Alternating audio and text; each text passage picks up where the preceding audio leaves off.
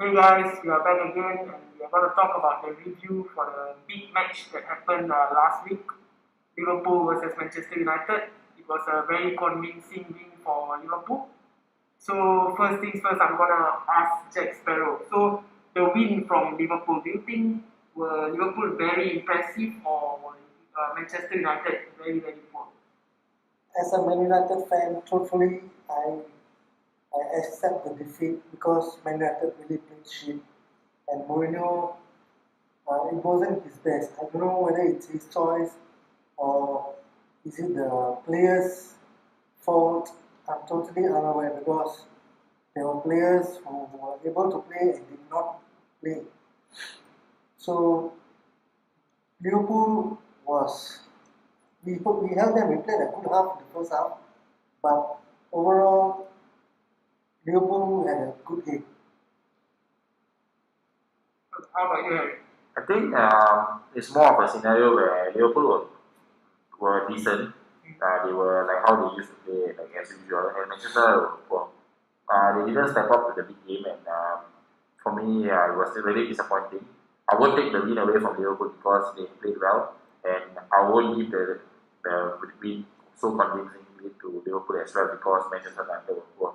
And I don't know if it's about the form or it was the pressure or was the tactics wrong. I can't be bothered right now because, to be honest, Manchester United should have been better even though it was away from home and all that.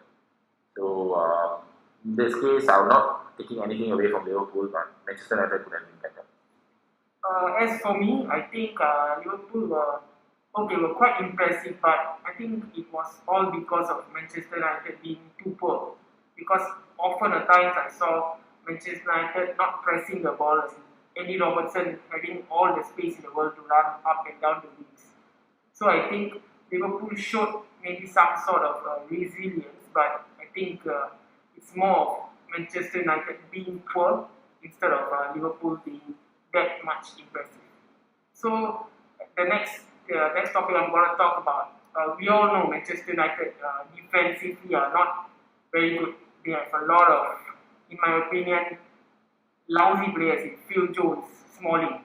They are not even Manchester United quality players. So, do you all think Manchester United should just um, give less focus on their defense and just attack in the upcoming matches, or they should play a defensive-minded Jose Mourinho type of tactical play? No, I think it's a bit weird to say Manchester United playing defensive football. We have never had that. Even under Moyes and even under Louis Van Gaal, we were a bit more offensive in terms of at least keeping the ball or at least going down the flanks and crossing it in.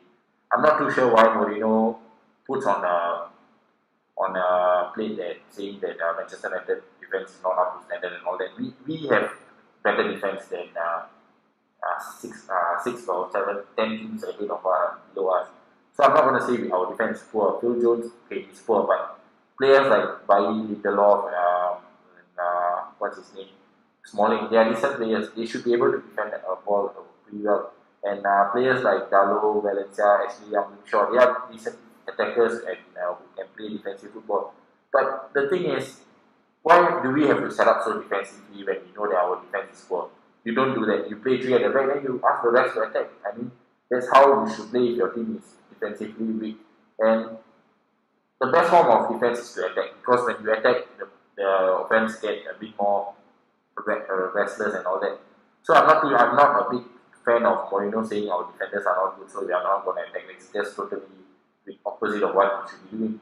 Because your defenders are poor, yes, correct, but your attackers are good. So you play to your strengths, not to your weakness, correct? So yeah, I don't believe in this. How about you? For me, I agree with what Harry has said. We should really start off. The first half was excellent. The second half, when the moment we are in the drawing line, to change the gameplay, to make them more intense, as in to make the Liverpool players more tense, Mourinho should have played the attacking style. Like Mata should have really come in. Like, in my point of view, a player like Mata should be in the field to make the attacking football in the Manchester United. That's my view.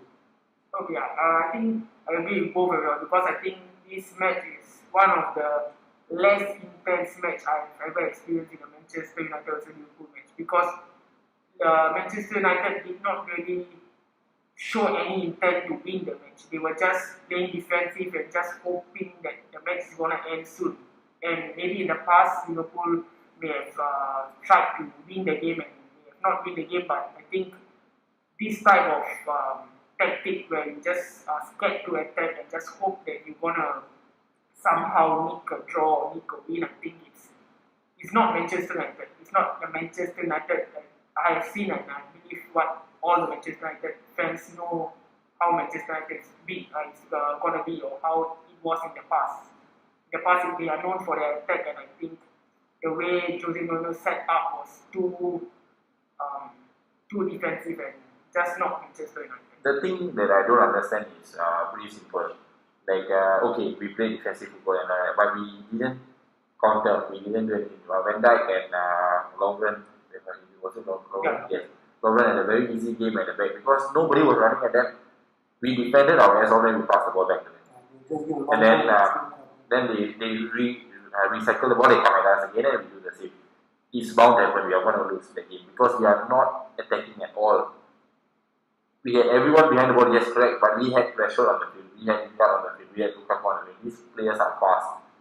And why aren't we counter attacking them? Like, if we had done that, then Liverpool wouldn't have put up so much pressure to us because they had to take care of Lukaku, Rashford, and Lingard. So the tactics were wrong and there was not any desire to win the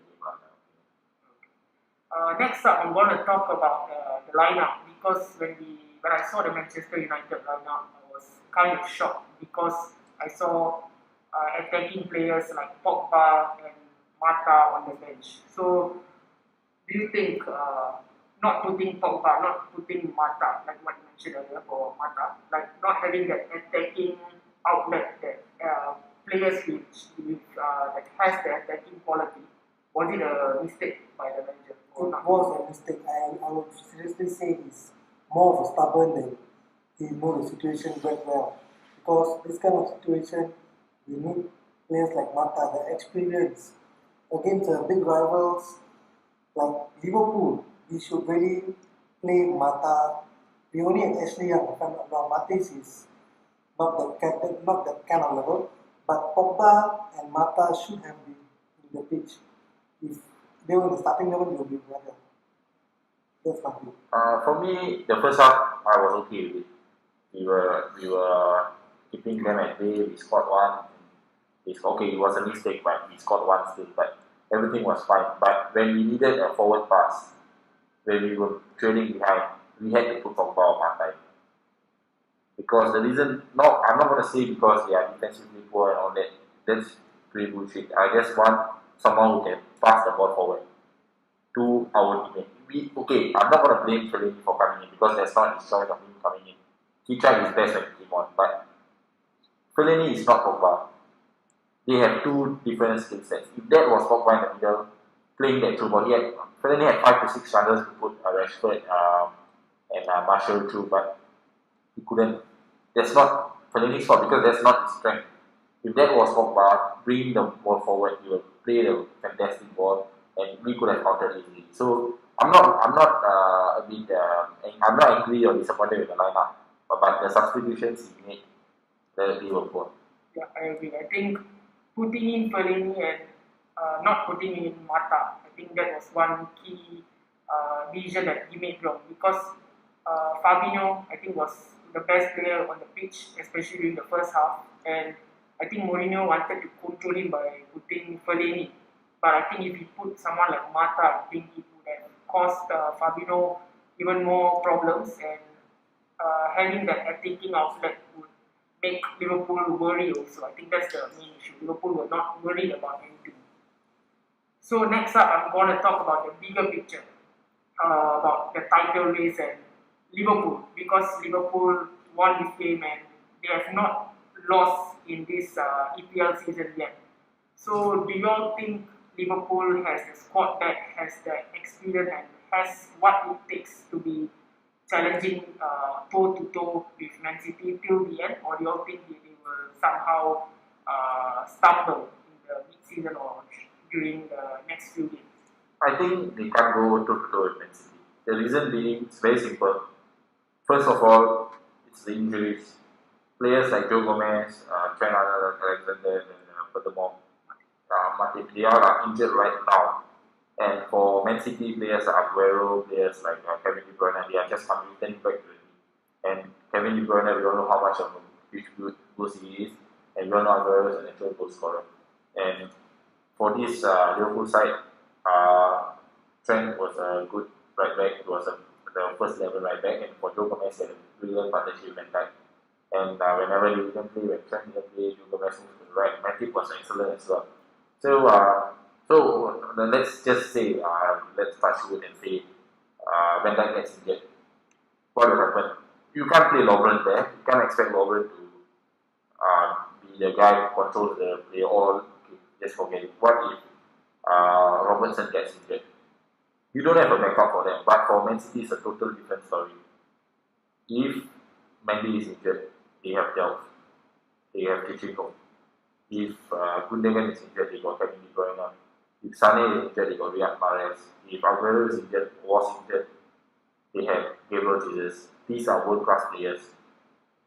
How do you match a team with that? You can't. If you combine like a Manchester United and Liverpool, and you still can't match with Man City. The reason is because they have star-studded squad everywhere. Manchester United, Liverpool, Arsenal, Chelsea, they have squad players playing in the first 11, but there's no squad players in that Man City squad. They can just go walk into another team and they will be the first 11 in my opinion in the top 40, including Barcelona or even Real Madrid, the two best teams in the world. There are some players in that Man City squad who will just walk right into their squad right now. So there's no way that Liverpool can match Man City toe-to-toe because it's a totally different ballgame, especially with teams coming up. They have to rotate. You can't expect that guy to play every game, 50 plus games, and you can't expect Robertson to play 50 plus games, or including even the front three. You can't expect Mane, Salah, and Firmino to play that game. So even if they are replaced, their quality is one step down. So it's very difficult for Liverpool.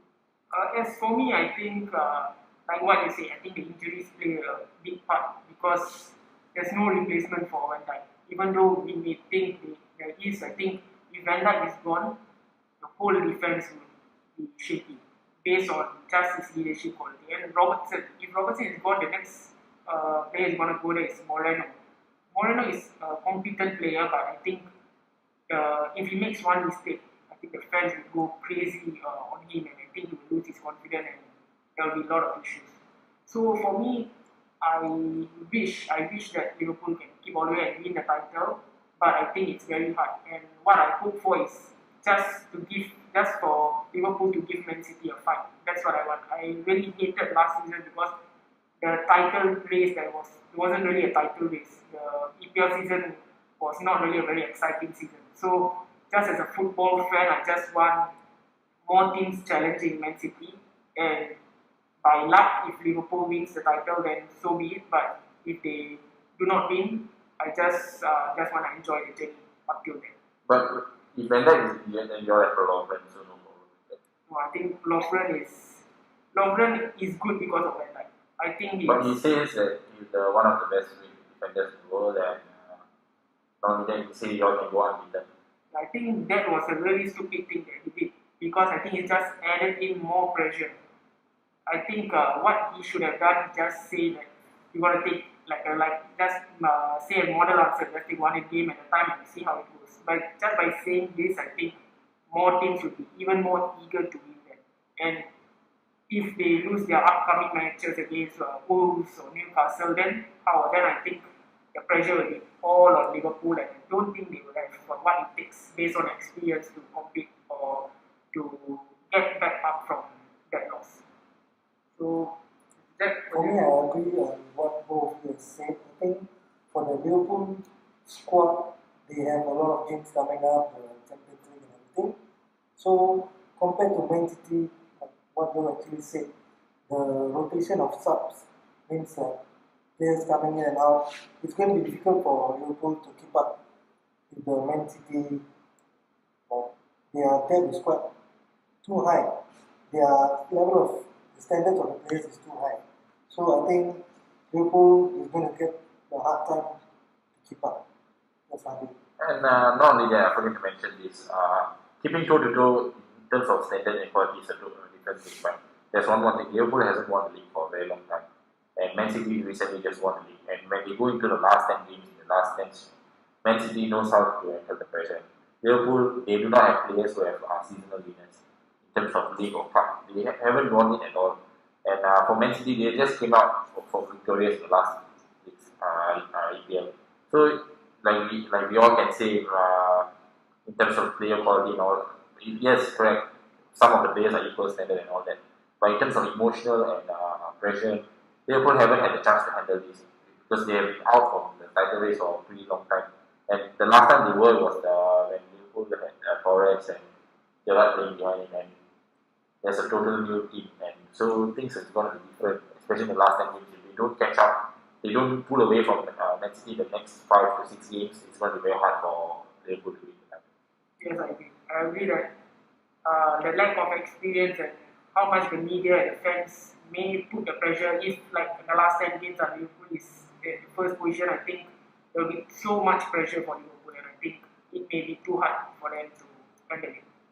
So yeah guys, this is the end of the video. So feel free to give your comment, give your views, and give any recommendation on how we're gonna improve the videos. So please like, share, and subscribe as well. So I'm Peter Parker, and here with Jack Sparrow and Harry Potter. Bye guys! Bye.